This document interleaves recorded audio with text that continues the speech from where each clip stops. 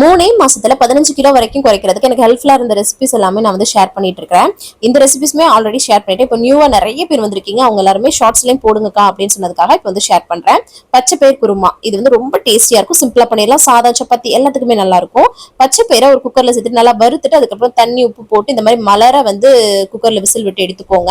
அதுக்கப்புறமா ஒரு மிக்சர் ஜார்ல வந்து பாத்தீங்கன்னா வெங்காயம் வந்து கட் பண்ணி சேர்த்துக்கிறேன். நீங்க சின்ன வெங்காயம் சேர்த்தா கூட டேஸ்ட் ரொம்ப நல்லா இருக்கும். பூண்டு பற்கள் சேர்த்துக்கோங்க.